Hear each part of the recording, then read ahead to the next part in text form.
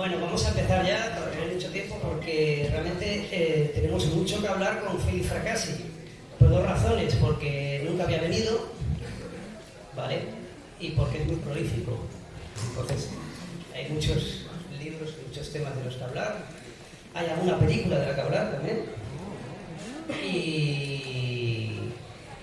Y vamos a ir saltando un poco por los temas de su obra, vamos a centrarnos un poquito más en las últimas. Esto es una cuestión personal, yo creo que al final hay que hablar un poquito más de lo último, ¿verdad? Pero bueno, también hablamos de Los chicos del Valle, que sé que hay muchos fan y de lo que plagió. Lo último que se ha publicado en España es Gothic y las 3 reglas de los viajes en el tiempo. Está muy bien porque vamos a hablar de horror y de ciencia ficción oscura, ¿vale? Y nada, hablar de Félix Fracassi es hablar, yo creo, de uno de las personas que más han hecho por el género de horror en los últimos 20 años. Es una hormiguita trabajadora y a la vez es un autor lleno de temas constantes y de un estilo que se ha mantenido de forma muy coherente, muy cohesionado a lo largo de libros. Y realmente es un autor muy prolífico, como hemos repetido. Entonces, bueno, pero lo primero que quería comentar con él era que realmente él ha hecho una apuesta. Bueno, tengo que presentarle, hago un pequeño la presentación. Es alguien, bueno, voy a hacer nombrar unas cosas, ¿vale? Tiene más de una decena de libros, finalista del Stoker. Esto ha recibido el premio a la mejor ontología en medios como Rue Morgue y This Horror. Y para no enrollarnos mucho, creo que es el año que viene, les voy a contar, ¿vale? Hay una película que creo que es su primera adaptación, pero no la primera película en la que él está involucrado, porque él es también guionista, ¿vale? Hablaremos de eso, que es una producción de A24 basada en su relato Altar, ¿vale? Y bueno, lo primero que quería comentar con él es que realmente hay una apuesta decidida por un género, ¿vale? A mí me parece que Fracassi es un autor poliédrico, nos da una visión del género muy poliédrica. Las primeras antologías de horror existencialista, cósmico y tal, tenemos en Los chicos del Valle horror setentero, tenemos en Gothic un homenaje a King, un horror más ochentero, y tenemos en la tercera de los viajes en el tiempo, una ciencia ficción, una manera de entender los viajes en el tiempo, la que hablamos muy moderna, ¿no? Me gustaría preguntarle en qué momento, y si realmente hay algo de planificación, esta decisión de especializarse en horror, porque ahora, como veremos, realmente su carrera como guionista y en la industria del cine le podría haber llevado por muchos otros sitios. Creo que hay una apuesta decidida, pero me gustaría pensar cuánto hay de planificación y cuánto hay de pasión espontánea en esto. Hola, buenos días, everyone.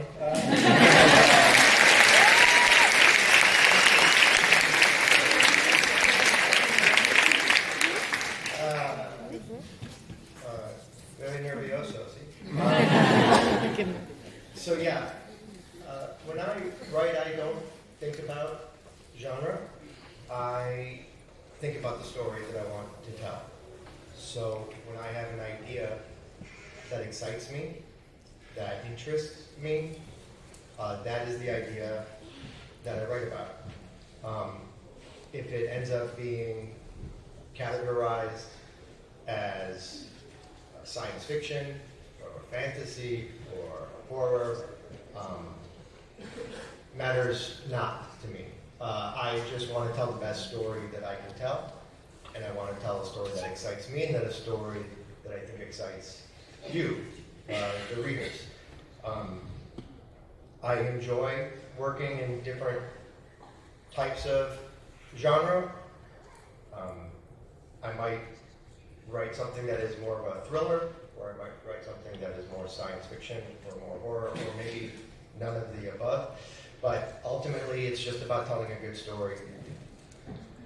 That said, I do tend toward the dark material, so my stories do end up usually being horrific.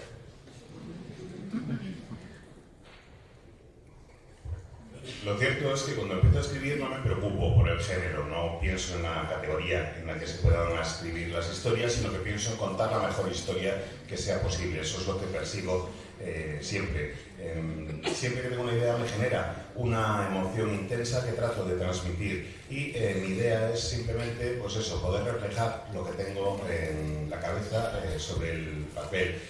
Cuando acabo la obra, pues me da un poco igual la categoría en la que la incluyan o la clasifiquen. Me da igual que la consideren de ciencia ficción, de fantasía o de terror. Eso no es lo importante para mí. Lo importante es saber que quiero contar una historia y que sea una buena historia. Contar una historia que me emocione a mí, en primer lugar, para luego poder emocionarlos a vosotros, a los lectores. Así que ese es mi principal cometido, esa es mi principal obsesión cuando me pongo a trabajar. Quiero contar una historia que sea personal, que sea entretenida, y me da igual que se clasifique en los distintos tipos de género. Se puede clasificar como un thriller, como ciencia ficción, como terror. Todo eso son etiquetas que me han puesto a mis novelas y me da igual, se puede utilizar cualquiera de ellas o ninguna de las anteriores. Al final, a fin de cuentas, lo que me interesa siempre, como digo, es contar una buena historia. Una vez dicho esto, es verdad, tiendo hacia lo más oscuro y mis historias suelen acabar siendo bastante terroríficas. Hay algo que me gusta mucho cuando he oído hablar a Fracassi en entrevistas, y es que muchos autores venden una suerte de autoimagen de éxito, ¿verdad? Que en el género, sea horror, sea lo que sea, ya sabemos que esto siempre hay que coger con palillos, ¿vale? Pero ellos siempre hablan de sus libros, de cómo llegan sus libros al lector. Una cosa que me gusta mucho de Philip es que él habla abiertamente de cómo se abre camino en la industria del cine, como guionista, cómo se consolida como escritor, compaginando con un montón de trabajos más. A mí me gusta mucho eso, más allá de la anécdota biográfica, porque creo que eso está en su obra. La obra de Fracassi parte de personajes muy reales, y me gusta que él hable, él ha tenido una librería, ahora nos contará más, ¿vale? Y en la industria del cine ha trabajado como guionista, pero también de otras cosas como, creo que en español sería jefe de localización, ¿vale? Y creo que eso tiene mucho que ver con que las historias de Fracassi no solo parten de una buena idea, sobre todo de unos buenos personajes a los que poco a poco vamos a ver sufrir.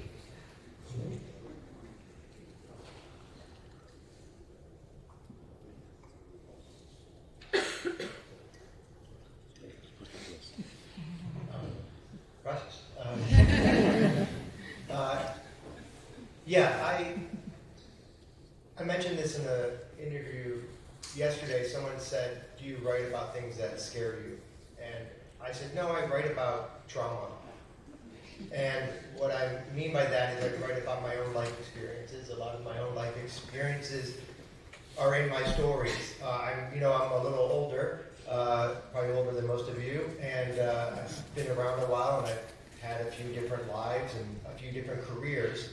I've worked in music, I owned a bookstore, I was a security guard, I was a janitor. And now thankfully I write full time, and I don't need to spend my days ordering dumpsters and porta potties for films. But everything that happens in life, is a story, and everything that happens to you emotionally is a story that you can tell. And I think it's just packaging it in a way that is entertaining for readers.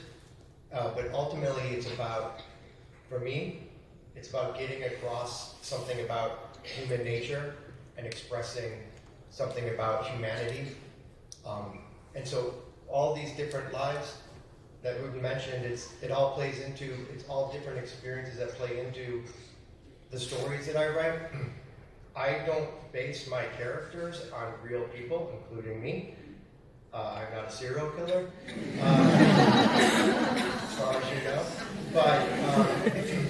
But I do put my own trauma into my characters, and I think that is why a lot of people connect with my stories.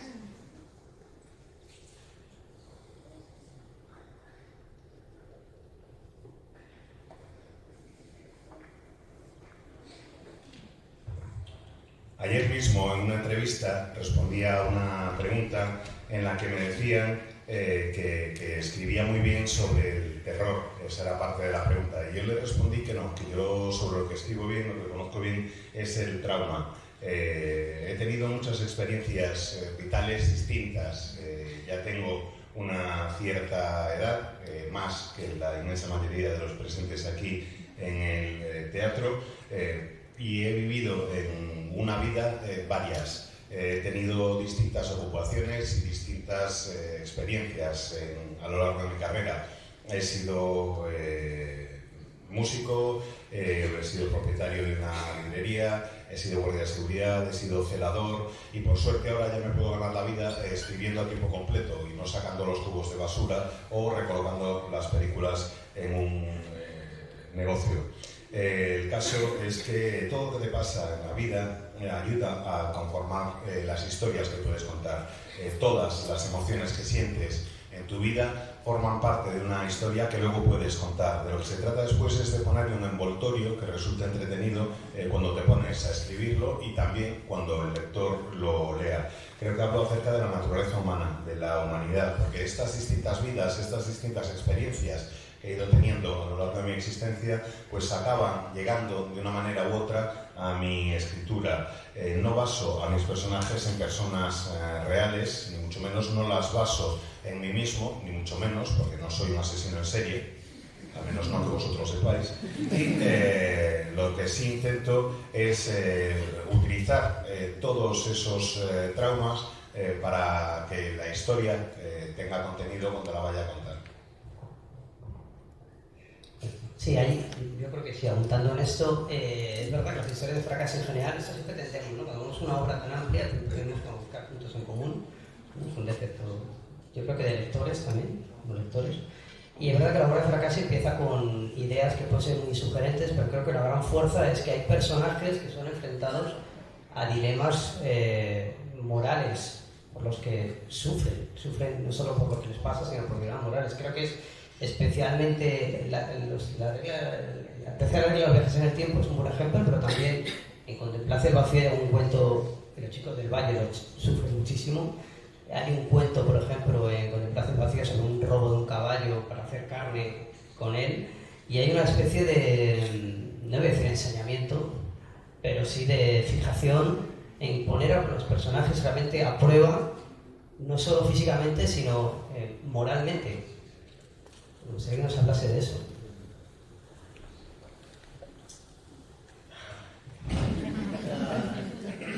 Sí, much trauma.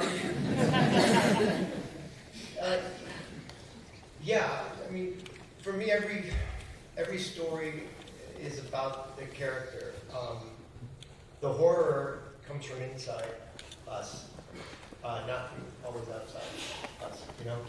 So I think what interests me as a writer, what excites me as a writer, is exactly what you're saying, is putting my characters through hell, and allowing the reader to experience what that would feel like, what that would be like to experience something so horrific.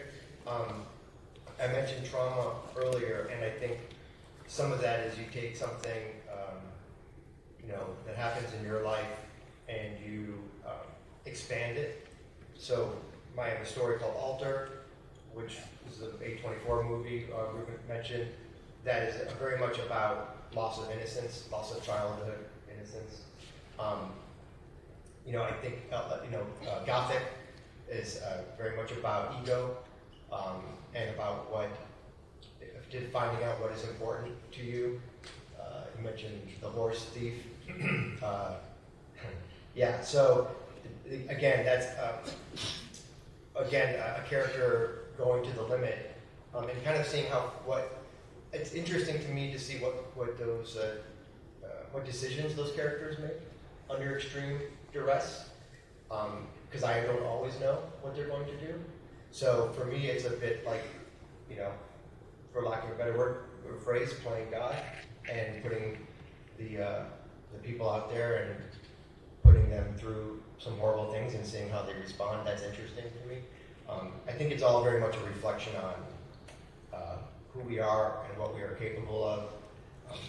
And I think it's also important to mention that that's also partly why my characters are never all good or all bad.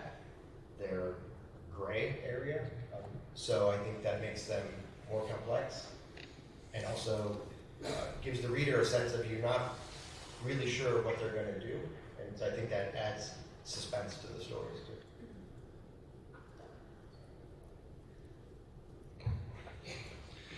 Mucho trauma. La verdad es que yo creo que los personajes, cuando leemos y cuando tenemos una historia de terror, reflejan el horror que tenemos dentro de nosotros. Eso es lo que me interesa cuando me pongo a escribir, ver ese horror que se genera en nuestro propio interior. Normalmente lo que hago es hacer que mis personajes las pasen canutas realmente, para que el lector pueda experimentar algo de lo que se puede sentir en una situación tan terrible como aquellas a las que someto a mis personajes. Intento básicamente que el lector pueda entender un poco qué es lo que se sentiría en una situación tan extrema.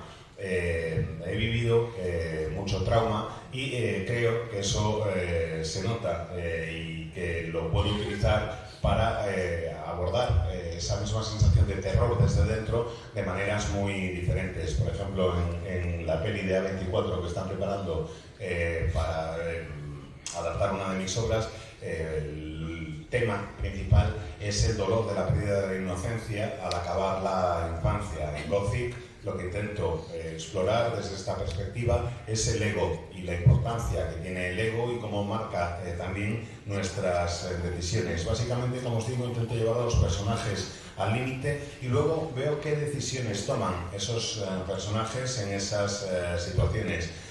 Básicamente, ver cómo respondería una persona sometida a una situación donde la presión sea absolutamente máxima. Es un poco como jugar, a falta de un término mejor, a ser Dios, porque pongo a los personajes en situaciones realmente terribles y luego intento reflexionar para ver de qué somos capaces los seres humanos. Eso es lo que me parece lo más importante.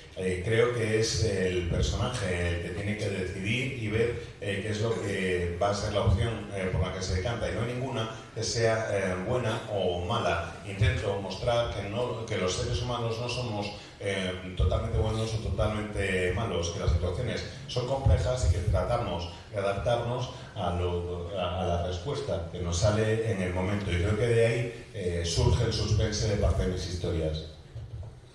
Yo creo que esa es parte del horror, ¿verdad? De la ficción de horror, mostrar la naturaleza humana de la manera más verdadera, no solo más cruda, sino más verdadera como es, ¿no? Yo creo que es un género que nos permite, no sé si Philip está de acuerdo, nos permite exponer las contradicciones del alma humana con, digamos, la excusa de una historia que tiene que tener una intensidad emocional determinada, pero es un vehículo, una excusa para contarnos que las personas somos muchas cosas a la vez.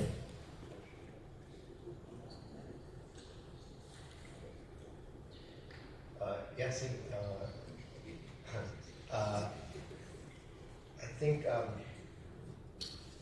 what's interesting about writing horror, why I like writing horror, is the supernatural is exactly what you said.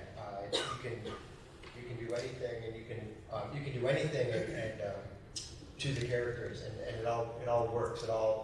It's all okay.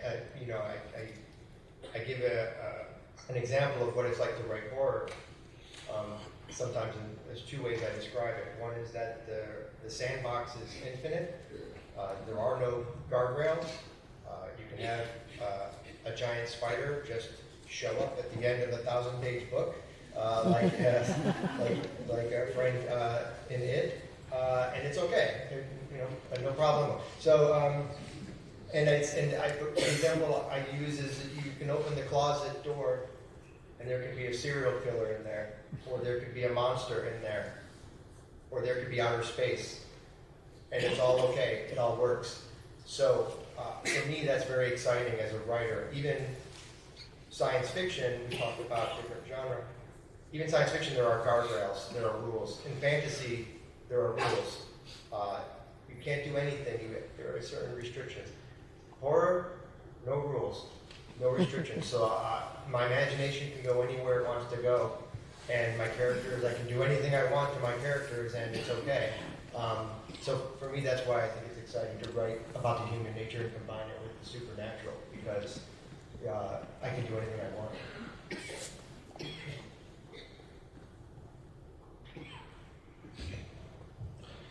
Pues lo cierto es que creo que lo que intento con mis historias es abordar este concepto del terror, pero añadiéndole el toque de lo sobrenatural, de llevarlos al límite, pero con el toque de lo sobrenatural.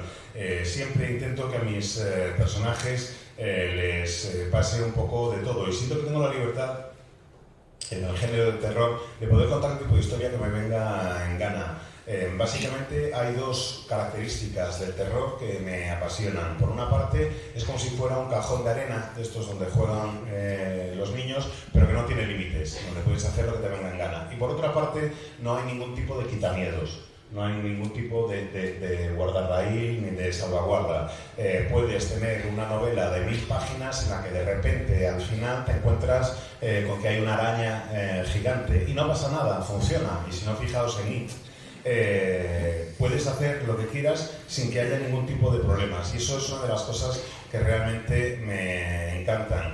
Puedes tener la puerta del armario, de repente la abres y en una novela de terror dentro de ese armario puede haber un asesino en serie, puede haber un monstruo, o puedes encontrarte con una puerta que lleva al espacio exterior, y eso me encanta como escritor. Creo que en ciencia ficción sí que existen estos guardarraíles, estos quitamiedos.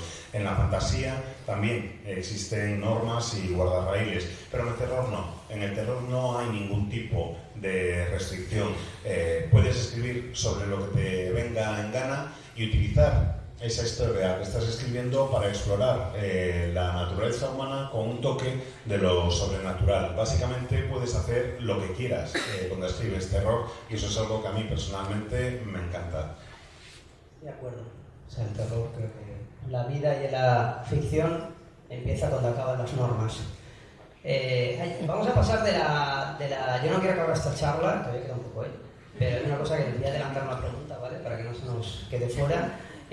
Para pasar de los referentes vitales, de lo que nos ha hablado, a los referentes literarios, ¿no? Porque hay una cosa que me gusta muchísimo, muchísimo de Philip, y es que cuando le preguntan por referentes literarios, por supuesto menciona a King, ahora hablaremos de King cuando hablamos de Gothic, pero menciona también a un autor contemporáneo como uno de sus grandes referentes. Eso me parece muy bonito, porque a veces los autores nos olvidamos de eso, de nuestros contemporáneos.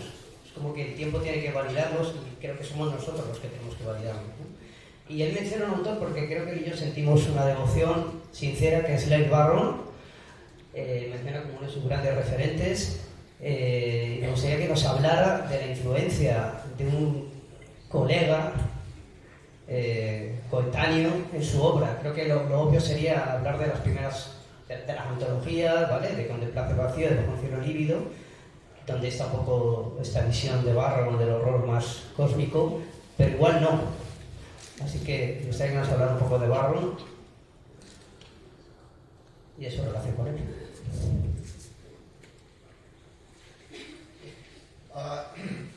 Yeah, Larry Barron. So yeah, he's was a mentor for me, and early on, and I can tell how that story about that. So when I've always been a writer my whole life, but I only been writing horror since 2015. My first story was Mother, and before that, I was focused on screenwriting for movies.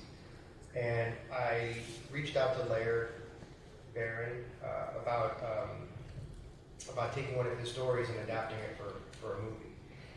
And which I did not do because it was too much money, but we became friends, and we started talking and communicating. And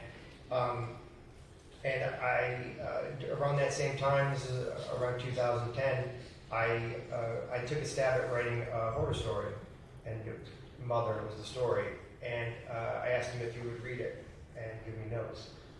And at the time, I was working in a warehouse, stocking boxes, and downtown Los Angeles, 100-degree heat. And he called me, and he said, "Do you have a minute?" And I said, "Yeah." And I went down the corner of this warehouse, was sort of hiding from my boss, and had a notepad, and he was telling me notes on this story. And one of the things he said to me was, it's very good, and if you could publish this. And I was shocked. and we talked more, and I ended up selling that story, and I wrote another story, and I sold that story, and he continued to mentor me. And he taught me not just about writing, but he taught me about how to be a professional writer, how to act, how to respond to critique, how to respond to editors who maybe reject you, how to act on social media. I mean, he was literally a mentor for me. So, but his writing, I think, elevates horror because it is such a unique voice. And when I read his book, The Beautiful Thing That Awaits Us All, I was so blown away that you could do these kind of things with language, that I could feel dread just by the way he wrote, not by what was in the story. And that really impacted me. So both creatively influenced, but also as a professional was an influence.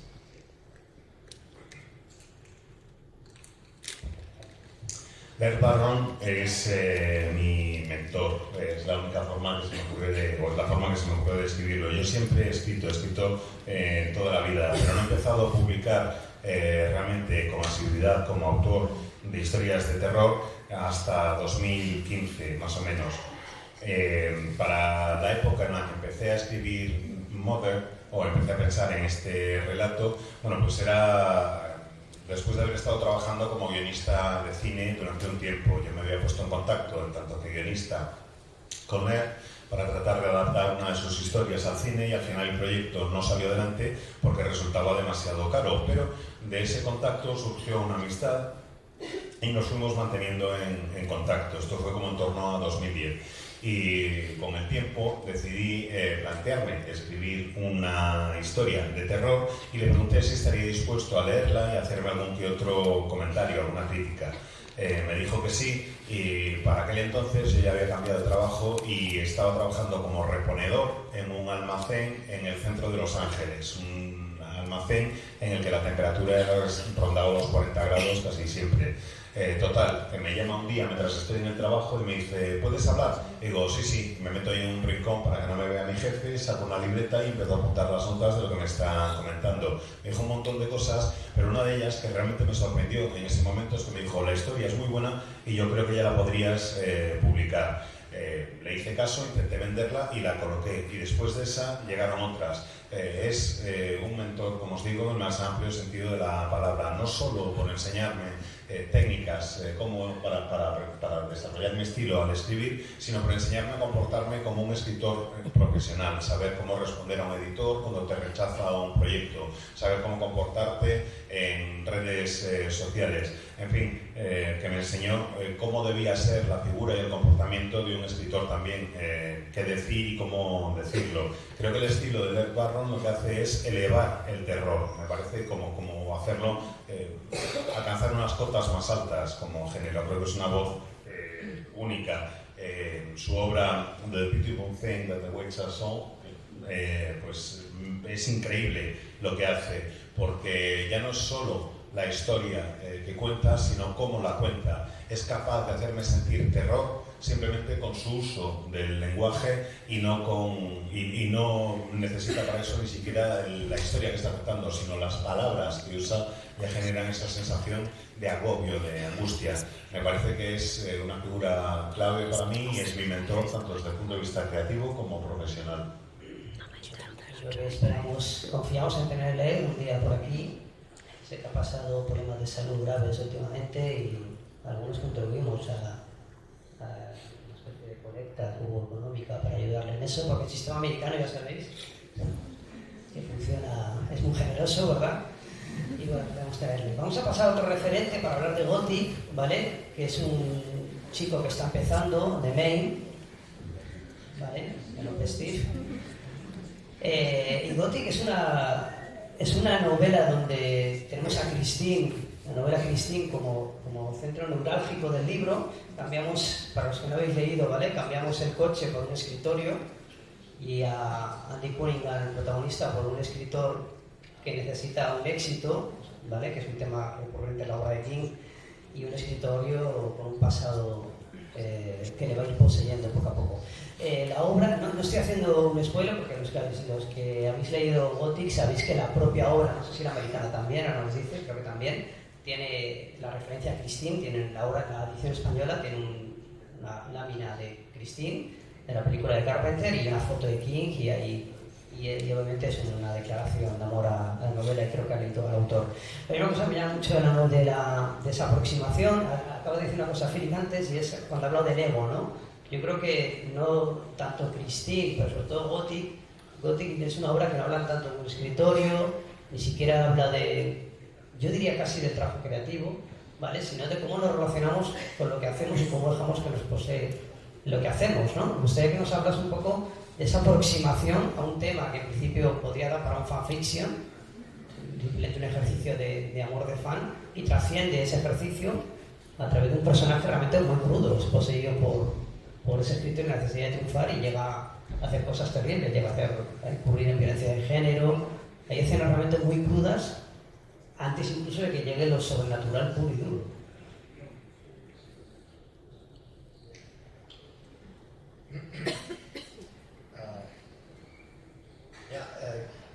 Gothic is an homage to my love for old school horror. It's a love letter to 80s horror that I grew up with. I don't, like you said, I don't hide the fact that it's an homage. It's a very much, I have many references, Easter eggs in the book about different horror writers. Ruben mentioned there's a line in the book where one of the characters says, "It's like Christine, but wood," and it's exactly what it is. You know, so that was very fun for me, and I think, and the point of doing it that way was to make it fun for horror readers, to see those nods, to see those Easter eggs. I wanted that book to be very,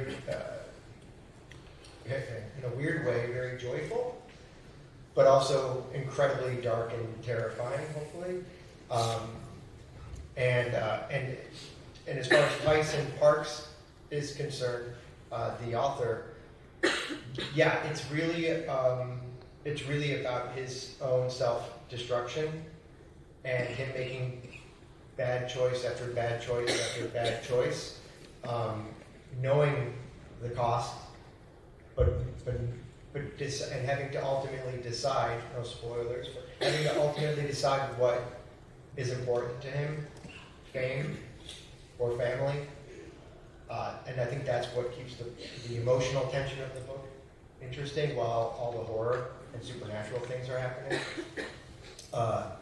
So yeah, it's a very personal book for me. It's very much, I wrote the style, or at least the way I wrote it, stylistically was very much an homage to early Stephen King, early horror, 80s horror books, a lot of all caps, a lot of crazy scenes. It's also a bit of an homage to one of my favorite directors, Sam Raimi, Evil Dead. And I wanted that to feel that kind of campy Evil Dead vibe part of it. So, and also I guess I could say I'm writing a sequel, Gothic 2, which will come out April 2027.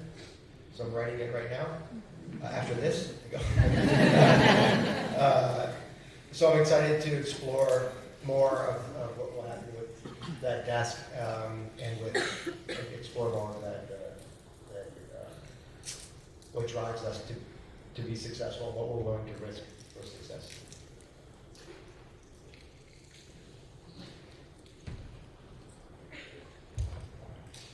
Pues efectivamente, Gothic es un homenaje claro a lo que yo considero el terror de la vieja escuela. Es un homenaje consciente y espero que divertido a las obras de terror de los años 80. No oculto ese homenaje, ni mucho menos. Está presente, como decías, Rubén, desde la primera página, y además hay toda una serie de huevos de Pascua, toda una serie de referencias a distintos escritores que he ido incluyendo a lo largo del libro como divertimento y para que los lectores se entretengan reconociéndolas. Por ejemplo, lo que decías, Rubén, del homenaje a Christine, es que está explícitamente dicho. Hay una línea de diálogo que me divirtió muchísimo escribir, en el que dice, es como Christine pero de madera, y me pareció que era muy divertido eso. Espero que a los lectores también se lo hayan parecido y que puedan ir pillando todos los guiños que hago a ese terror más clásico, pero al mismo tiempo, aunque de una forma extraña, me parece que es una historia entretenida y divertida, al mismo tiempo también es una historia muy oscura y terrorífica. Vemos a Tyson Parks y su proceso, que es el protagonista, y su proceso de autodestrucción, porque va tomando una mala decisión tras otra, y él es consciente de que cada una de estas decisiones tiene un coste, pero sigue adelante de todas formas. Y llega un momento, y esto no es ningún spoiler, en el que tiene que decidir entre la fama y la familia, a ver qué es lo que es más importante para él. Creo que ese conflicto, esa decisión entre fama y familia, es lo que mantiene la tensión emocional del libro, realmente, mientras van sucediendo todos los elementos sobrenaturales a su alrededor. Es una de mis obras más personales. Traté de que el estilo fuera un homenaje a las novelas del primer Stephen King, al terror de los años 80, adapté un poco mi estilo a eso. Hay muchas mayúsculas, hay muchas escenas absolutamente alocadas. También quería que fuera un homenaje a Sam Raimi, que es uno de mis directores favoritos, y a su Evil Dead, El Ejército de las Tinieblas. Y quería que eso estuviera presente en la obra. Estoy escribiendo ahora una secuela que será Gothic 2, que se publicará en abril del 27, y como digo, la estoy escribiendo ahora mismo. Bueno, ahora mismo no, después de esto. Pero vamos, que lo que quiero es que seguir explorando con los mismos personajes todo este dilema que os había ido comentando, y ver qué es lo que ocurre, ver hasta qué punto deseamos tener éxito, y si lo logramos, no lo logramos, qué nos pasa cuando lo alcanzamos. Gothic podríamos hacer una charla sobre Gothic, ¿vale? Yo quiero confirmar que Philip Fracassi no ha viajado con ningún escritor de barro a España, no tiene hotel,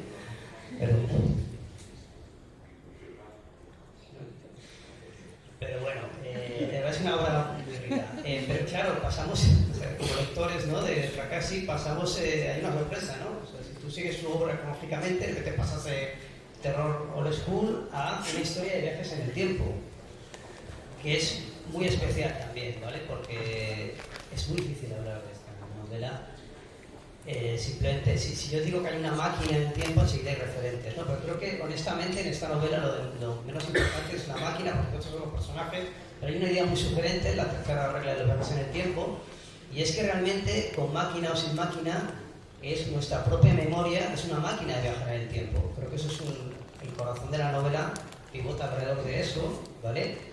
Y me gustaría que nos hablase de esa idea y de cómo la protagonista articula esa idea, ¿no? Todos podemos viajar en el tiempo, y otra cosa es si deberíamos, que es la gran pregunta, ¿no? Si deberíamos dejarnos arrastrar por la memoria, y si es bueno viajar en el tiempo espontáneamente.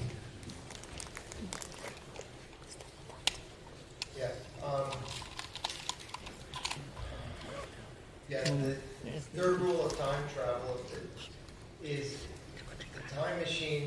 So, the best way to say it is, and there's a scene in the book where a reporter asks the main character, the reporter is there to write about the time machine, about time travel. And the scientist, Beth Darlow, the lead character of the book, the reporter says, "Can I go see the machine?" And Beth says, "You're looking at it. It's me." And to your point exactly, the whole idea of that book was I wanted to create a metaphor for being trapped in our own past and write it as a science fiction thriller, which is very difficult to do. But I think it worked out pretty well. And there's a scene, no spoiler, but there's a scene that came to me first, and that scene was Beth reliving a moment of her past, and not that she knew would end in tragedy, and not being able to stop it, unable to control it, and reliving the emotion, and again that word trauma, of the past, with the additional trauma now of having to go through it all over again and not being able to stop.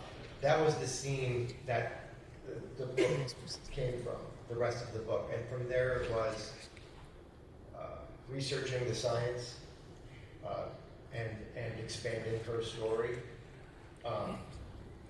The science, just side note, the science in that book is all theoretically accurate. It could work if, you know, when we have quantum computing and when we are able to bend space-time and use wormholes and keep wormholes open. And I don't want to get into too much of the science, but it's exciting. But one thing that negative energy, harnessing negative energy, but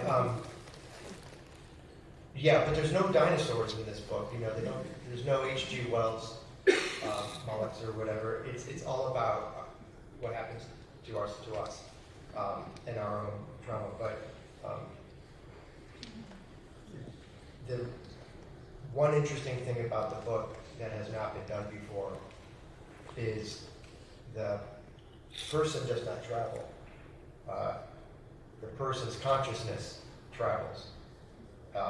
Which is good for the story, but it's also scientifically accurate because you can send pure data through a wormhole and the wormhole will not collapse.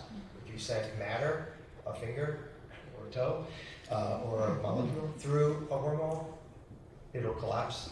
So I did actually get to speak with a NASA physicist. I did actually get to ask Michio Kaku, who was a very famous physicist, if this would work. And the answer was yes, in theory. So that's exciting for me. But also, yes, much trauma. La trauma.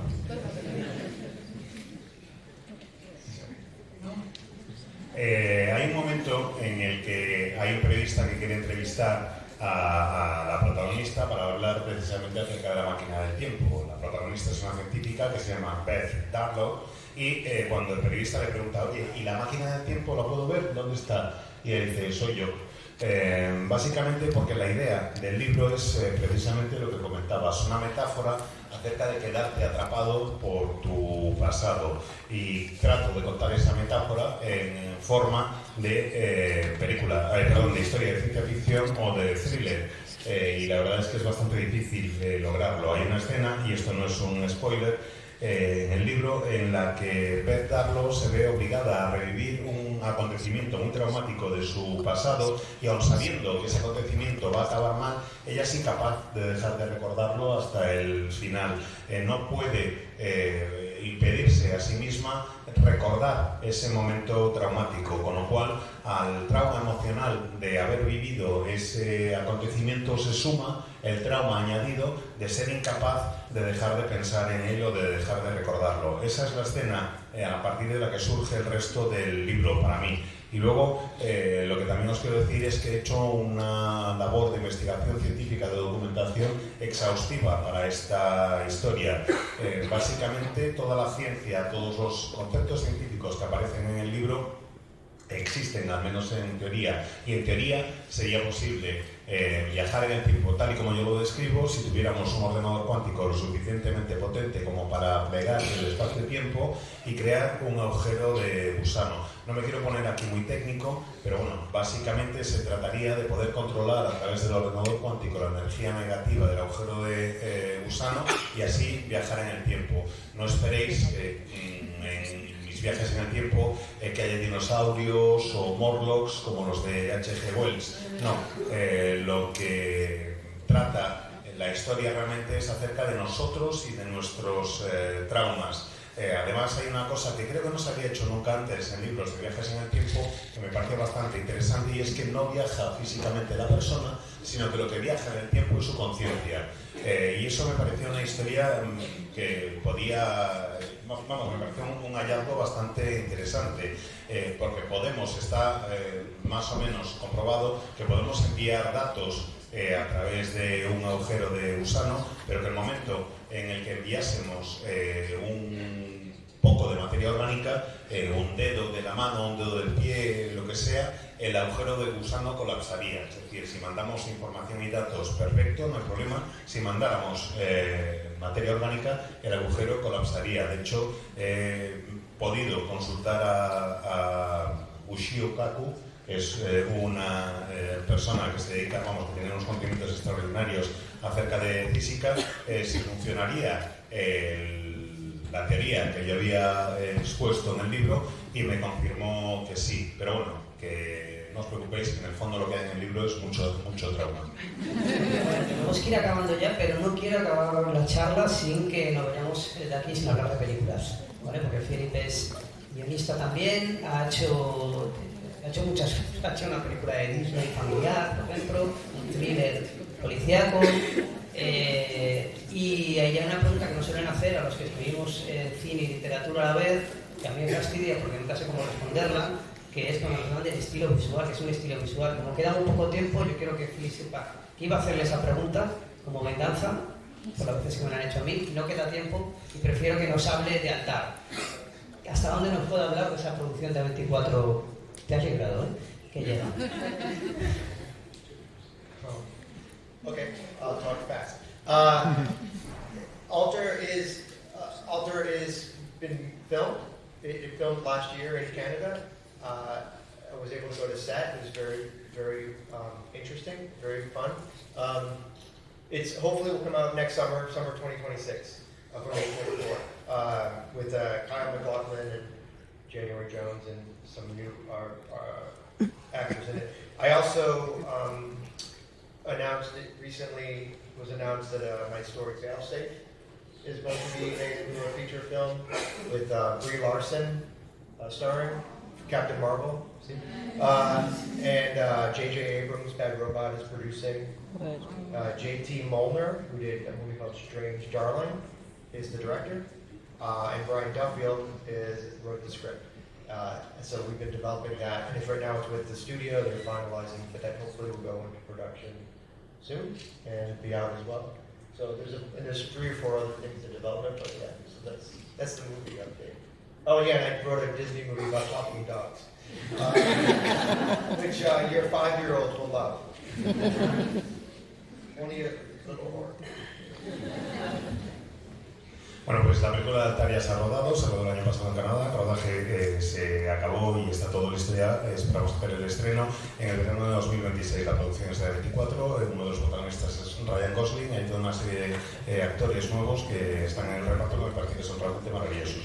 Hay otra adaptación de la Mesa Plus, que es Failsafe, protagonizada por Brie Larson, con producción de JJ Abrams y Sudat Robot, con J.T. Mooner como director, y el guion es de Brian Duffield. Está en proceso de preproducción y espero que podamos llegar pronto al momento del rodaje. Tengo otros 3 o 4 proyectos en proceso de adaptación. He escrito también el guion de la película para Disney, efectivamente es una película protagonizada por perros, que les encantará a aquellos que tengáis hijos de 5 años más o menos, y de terror en esa hay muy poquito.